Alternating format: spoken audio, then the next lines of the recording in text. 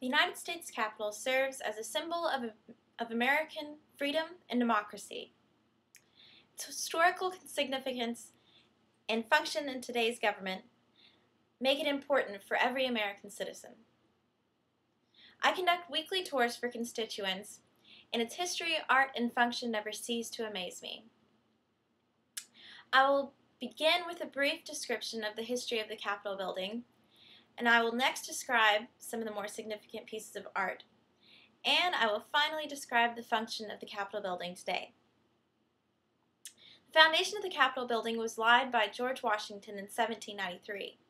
Together with Charles L'Enfant, George Washington split historical D.C. into quadrants. The Capitol building, according to the Library of Congress, took 34 years to complete, 6 presidents and 6 architects. The Capitol building was burnt during the War of 1812 in the year 1814. It was expanded in 1850 to include a cast iron dome. According to the architect of the Capitol, the iron used for the dome has an aggregate weight of 9 million pounds.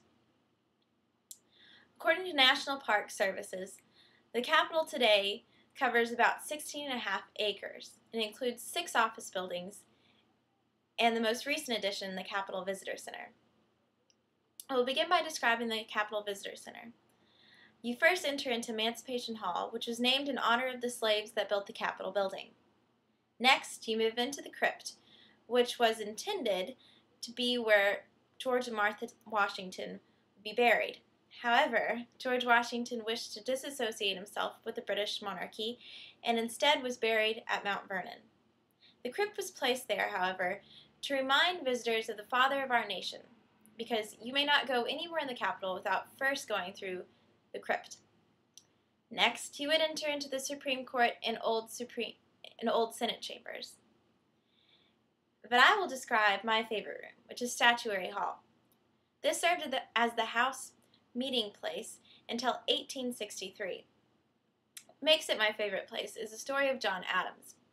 He was constantly asleep at his desk, but he was always sharp during debates. It wasn't until after he died that they discovered his secret. Due to the acoustics of the room, he was able to hear all the conversations on the other side of the room clear as day. So whenever visitors come, they get to experience the whispering spot, and they can hear all the way across the room. Next, we will enter into the Rotunda. The Capitol Rotunda serves as a place where presidents and anyone Congress deems worthy lies in state. While the function of the Rotunda may be important, the art is what makes it so beautiful. I will begin to describe the artwork in the Capitol with the artwork included in the Rotunda. I'll begin with from the top down. At the top, included on the dome, is the Apotheosis of Washington, which depicts the ascension of George Washington into heaven. He is seated in the middle with a purple blanket on his lap, and he is flanked by Lady Liberty and Lady Victory, and surrounded by 13 women to represent the 13 colonies. Working our way down, there is a frieze, which was painted by 3 artists, Costantini Bermudi, Filippo Costaghini, and Alan Cox. This is an American timeline, which begins with the discovery of America by Christopher Columbus and ends with the Wright brothers. Moving our way to the ground floor, to what we call the textbook pictures. These pieces of art are all depictions of things that are significant to American history.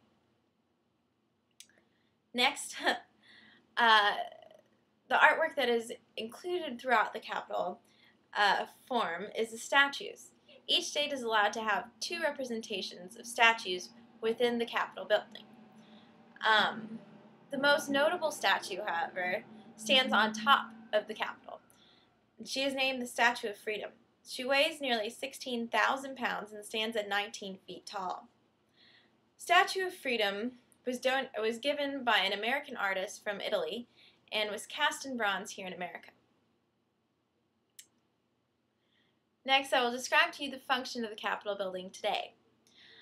The Capitol building serves as an office building for the Speaker of the House, the minority leaders, and the majority leaders, and the whips, as well as other various offices.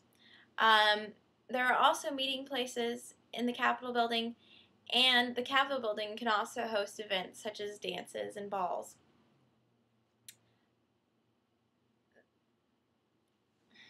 The history of the Capitol stands as a reminder of the strength of our nation. The history that fills the halls is amazing to witness, no matter where you may be from. It is amazing to consider while touring the Capitol what the Capitol has seen, the current times, and what will come in the future. The Capitol building's history, art, and function are all significant to us Americans, and it is an amazing experience to go and see for yourself